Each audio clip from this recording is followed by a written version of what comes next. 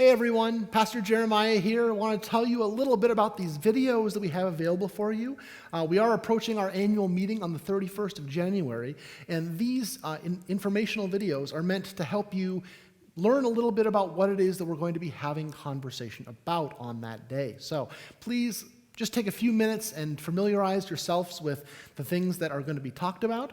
And then if you have any questions or you're wondering about anything or you'd like to share an opinion about something, here are some informational contact information numbers for you to reach out to your council members or other folks. Let us know what you're thinking about these things. Make sure that if you have questions, we can address them prior to the meeting. We want to make sure that you are informed and part of this conversation together. On the 31st, we are going to be having our usual drive-in worship at 1 o'clock with communion, as it's the last Sunday of the month, and then directly following that service, the annual meeting will begin. We do need a quorum of 75 people to make sure that it's an official annual meeting, so you can come ahead of time for the worship service, stick around for the meeting, or just come after the worship service and be a part of the meeting too. We definitely look forward to seeing you through your car windshields as we gather together to talk about the direction that we as Calvary are going. Hope to see you there on the 31st.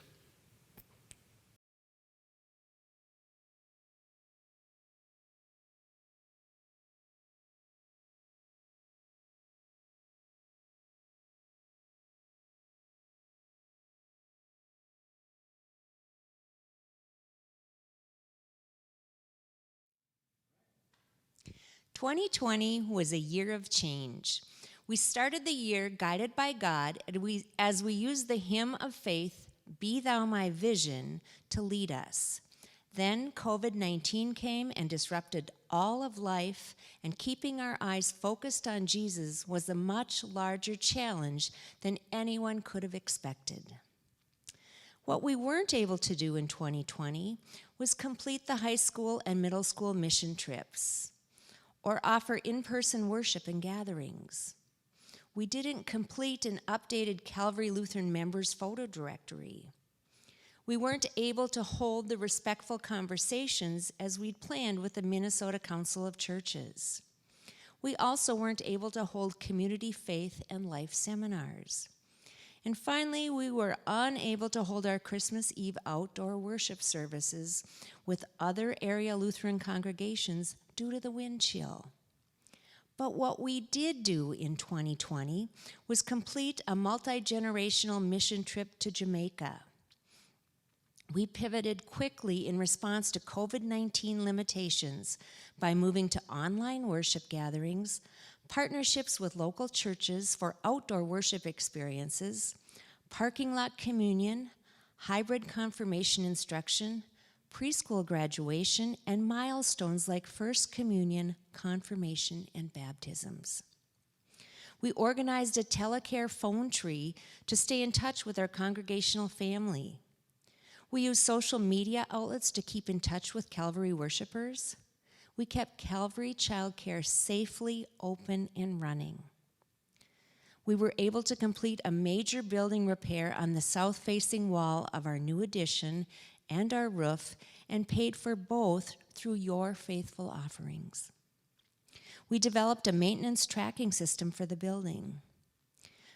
We said goodbye to staff members Polly Merhar, Amanda Renbarger, Pastor Nate Bendorf, and Jack McNamara. We welcomed Calvary's own pastor, Emily Papke Larson, as campus pastor at BSU and NTC. We put in place new safety policies and protocols at Calvary in response to COVID-19, and we replenished Calvary's reserve fund through the Shine Your Light appeal. Thanks be to God. All right, everybody, we're going to dive in, and we're going to go ahead first, and we're going to deal with the minutes. So we had one annual meeting last year, which was held on January 26th, 2020. Minutes are posted on the website if you'd like to go through them. The highlights were that we introduced our 2020 theme, Be Thou My Vision, having no idea what was coming, and talked a little bit about the financials as well. So if you could take a second to review those, we will take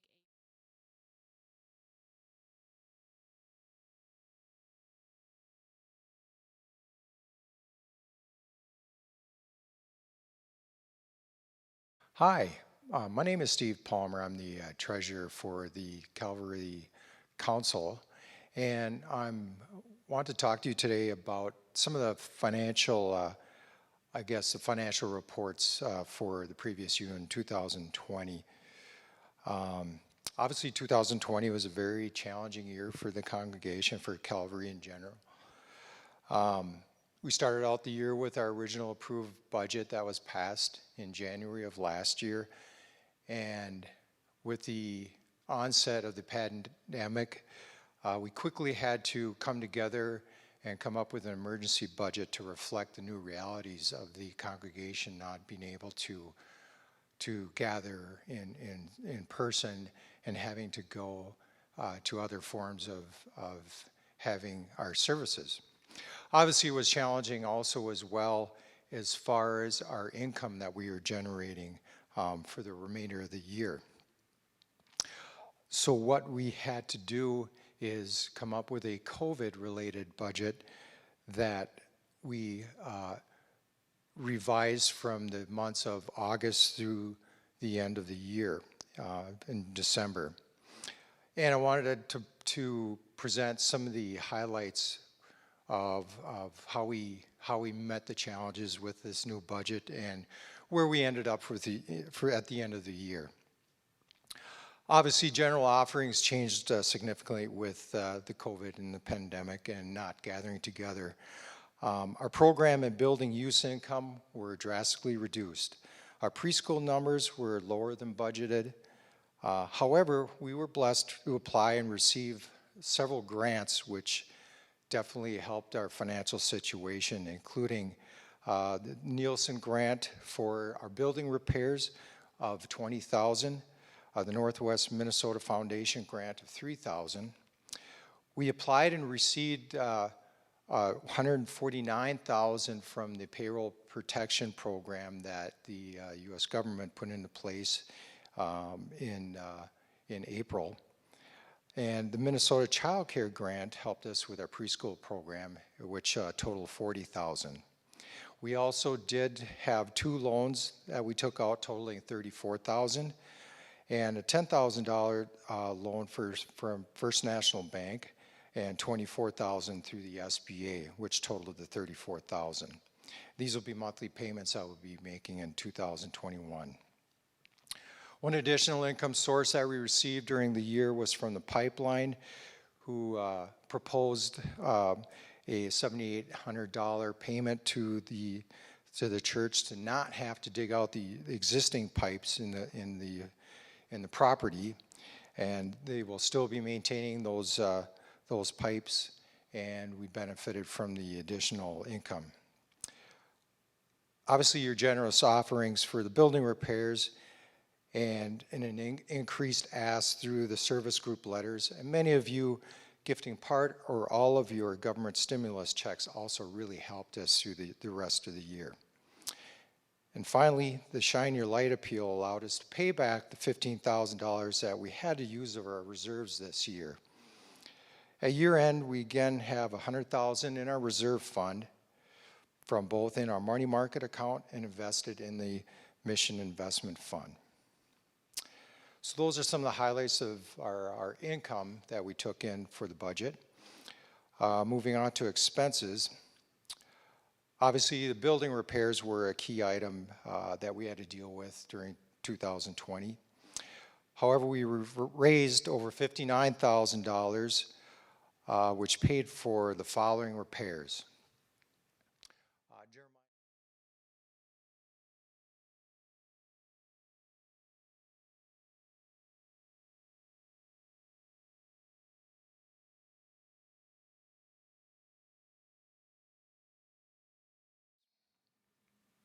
So in the revised budget in 2020, we also had to make the difficult decision not to replace some of the staff positions.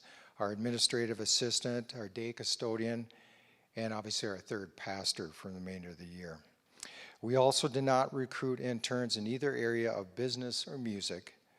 Our LSS partnership offering a person to vacuum the church was also not replaced.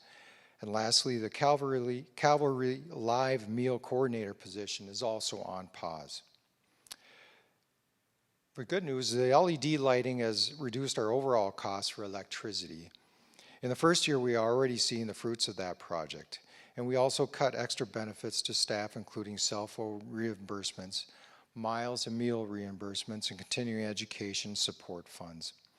We also benefited by paying interest only on our mortgage for 6 months of the year as we watched and waited to see how long this pandemic would suspend our ability to gather. As of the end of the year, some of our balances that we take a good look at were the cash in our checking account, which we have nearly $57,000, and our money market account of $257,000 in the account right now. We also have $55,000 in our MIF reserve fund.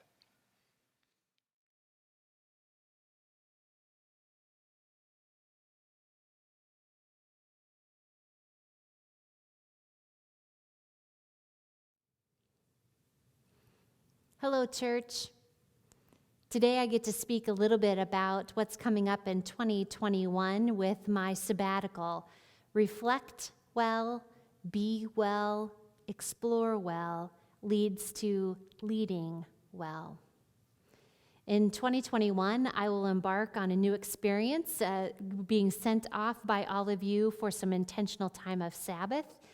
Each month in our Calvary newsletter, there will be an article coming along the journey with me that I ask you to read and be a part of. The theme of my sabbatical is leading well in a long-term pastorate. After 20 years of ordained ministry, each year here serving you, the people of Calvary Lutheran Church, my plan unfolds for me personally as well as our congregation to reflect on the last 20 years, to be well in this present moment, and to explore new ways of learning and living God's mission for our lives. These 3 steps I will do individually by myself over the 12 weeks where I will step aside from my responsibilities here at Calvary and in Bemidji and go explore some different land, both individually and with my family, as well as reflect on my 20 years of ministry here and also try to form some healthy habits so that I can be well as too. For the congregation, though, I'd like you to be a part of this journey with me. I'm assembling 3 teams around my sabbatical. The Reflect team will be led by Melissa Rickers and Nancy Schramm. They will serve from February through August, helping us collect memories, stories, pictures, memorabilia from the last 20 years of ministry together at Calvary Lutheran Church. We will celebrate goals accomplished and memories spent together. So you're invited to find your pictures, share a story, share a memory of our time spent together in the last 20 years, and submit that through the email sabbatical@calvarybemidji.org. The B team will be led by Amanda Renbarger and Joan Mellebrook. This team will serve from June through September, planning a 20th anniversary bash here, hopefully at the church. If nothing else, at least to have an open house where we can come and spend some time together in small groups, if that is what it will be the safest at that time. We will celebrate at that anniversary celebration what we will do and how we will be healthy and well and whole to glorify God in God's kingdom. Finally, the Explore team will be led by Nicole Bieberdorf. They will serve from September through December to do some strategic planning with a consultant who will hire to come and walk beside us, helping identify what God is calling Calvary to do and be and become in the next 2 to 10 years. I hope that during this process that we will be a time of 2021 to be back together, sharing these memories, and look forward together to serve you well for the next 20 years. And I encourage you, if you'd like to be a part of one of these sabbatical teams, to reach out and let me know so that we can get you plugged in and celebrate these milestones together. Thank you for the opportunity for this Sabbath rest. I look forward to my time stepping aside and returning to you to serve you faithfully for years to come.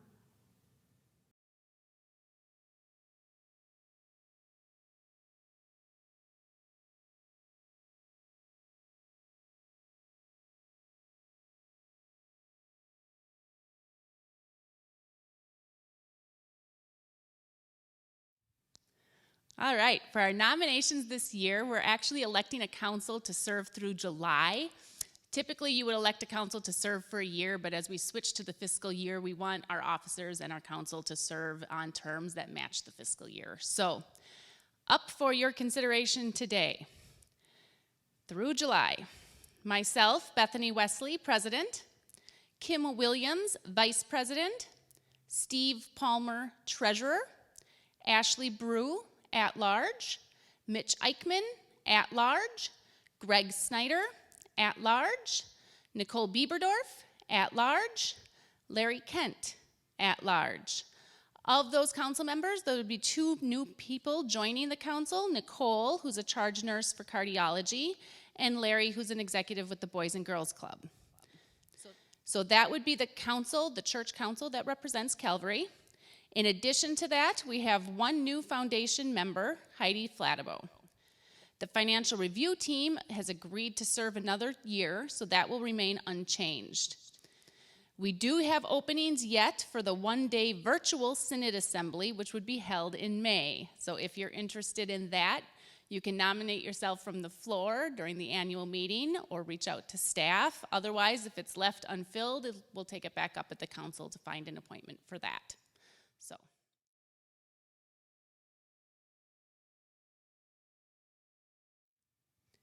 All right, next up is we're going to talk about the bylaws. So this is a very small change, but basically you're going to hear this a little bit throughout this meeting today, that because we're changing from a calendar year system to a fiscal year system, we have to make some of these little changes to make sure that we can get our years to match our programmatic years. So there's a couple other benefits as well, such as having the annual meeting in the summertime. We'll probably make it so we can have a few more people attend and be a little bit more informed as to what's going on at the church. But basically the change that is proposed for the bylaws is the annual meeting of the congregations will be held prior to the start of the fiscal year. So that will change it from holding it right now in January to prior to the start of the fiscal year, which is proposed to start then in July, so we would hold it at the end of June. All right, next up is we're going to talk about a change to the Constitution. So the Constitution changes are really, it's a lot of wording changes. It's matching what was already done by the ELCA. Find the document online. You can read through the whole Constitution for the church, but the changes are really centered on the verbiage concerning rostered leader, word and service, and word and sacrament. So it's a lot of verbiage changes throughout that document. So if you could take a second to read through those, we'd appreciate that.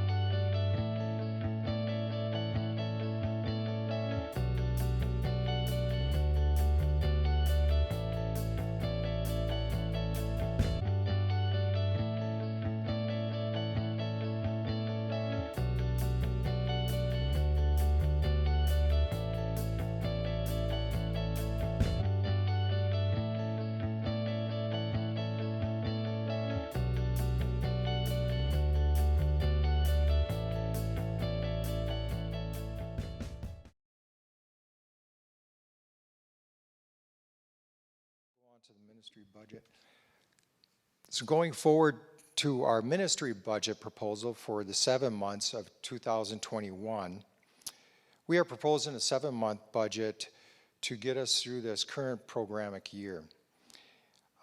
Some of the income highlights for this budget: we have budgeted for technology upgrades for our annual project of preparing for more of a hybrid option for worship and faith formation after it's safe to gather in person again. Our income for this 7-month budget reflects the current trends that we've been seeing in our general fund offerings. And at this time, we are being consistent and conservative with staffing at the appropriate level to accommodate the revised income level. So awareness everywhere we not see an increase in the income being generated, we will be paying close attention to this as far as what decisions are made by the council and leadership for the level of staffing that our income is able to support at the time. Some of the expense highlights of note, we did add some health benefits to one of our year-round staff positions, which would be an increase of about $10,000 a year. We've also added some expense lines to replace the fund accounts that were in the previous budget, including the funeral, Women of Calvary, the Lutefisk dinner, and family assistance.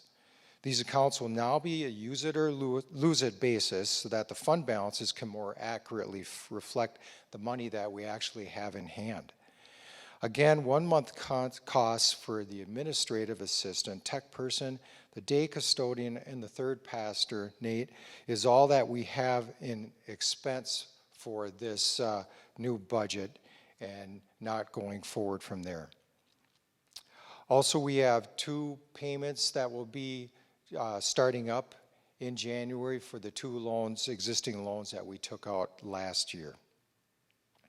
One last financial goal that we have set for ourselves is to increase our reserve funds from 1 month of reserves, which is $100,000, to 2 months reserves of $200,000. And we'll be working with the Mission Investment Fund to accomplish this goal in the next 2 to 3 years. Finally, a year-round programmatic budget from August 2021 to July 2022 will be proposed and voted on at our next annual meeting, sometime in June this year. This will be a look at our full picture of our preschool and general fund of our daily ministry income and expenses. Thank you.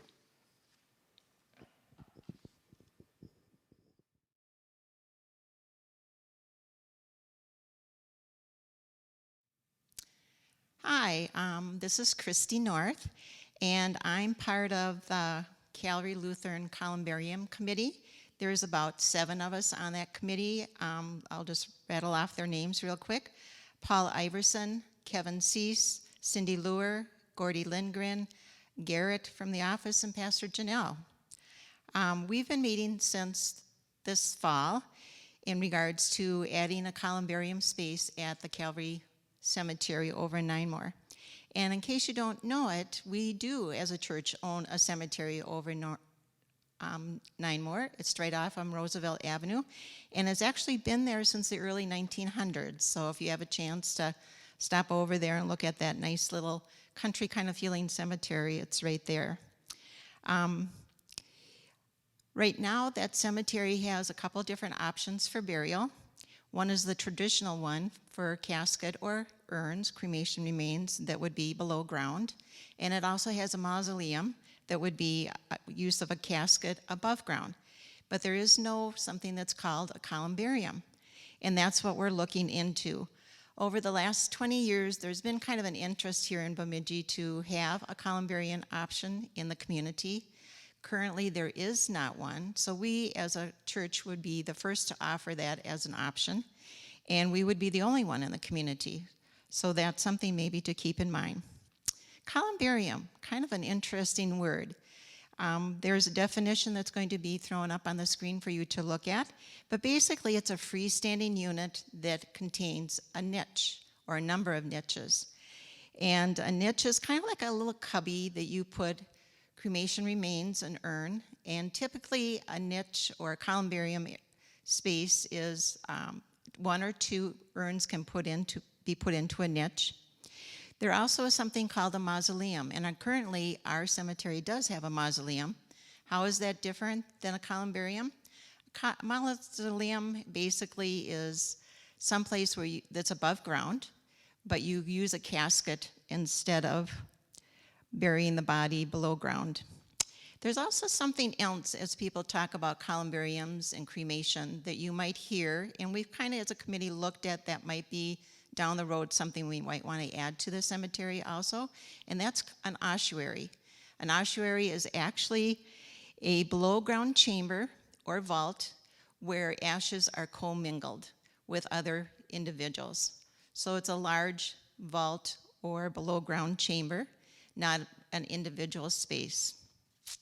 But each of these do have a place for you to put your beloved one's name and dates that you would like to include. Where would we put that columbarium? Over at the Calvary Cemetery? Well, if you ever have a chance to drive over there, you'll notice that there is a section of the cemetery that's undeveloped, and that would be in the northwest corner of the cemetery right off of Roosevelt. That's where we're kind of thinking that would be the best place to put it. And we are not looking at adding another entrance or exit to the cemetery. We feel the two that are there are sufficient. So that would be easy to get in and out of that space. Also, we're looking at a columbarium that has approximately 46 niches in it, actually 48. And if you put 2 individuals in a niche, then that provides 96 burial spaces. The cost for one of those is about $16,000, and then there's an additional cost to have a cement pad to put it on and to do landscaping. Well, where is that money going to come from? Well, we are very happy to let you know that we are not asking the Calvary congregation to help pay for that, but rather there is about $19,000 that have been set aside specifically to develop this at the cemetery through memorials and gifts. So we will we will look into using that money along with some other options. One of those options would do pre-sales of the columbarium niches and potentially doing a discounted rate for maybe the first 10 niches that we would be providing. We have also had an opportunity to talk with somebody about putting together a design for the layout of how that columbarium space would be used at the cemetery. And I think that Char was going to put up a couple different designs that we're looking at. Again, we know that there would be a need to add to that space. So basically, we're starting off looking at, we want to have enough money to start with to put one columbarium up and potentially add cement space for a second one for down the road. We hope to be able to offer this summer to individuals in our community. We also have been talking briefly with the local Vets Club regarding doing a Vets Memorial space over at the cemetery. And we'll continue going through that. They might be interested in proceeding, looking into the columbarium with us. So I guess that's just what I wanted to share with you. The committee's looking into the columbarium. If you have any questions or any thoughts, you can get a hold of one of the members of the committee or talk to Pastor Janelle or Garrett. It's a new opportunity for us to provide something in our community that doesn't exist, and we're so glad that we can be a part of that.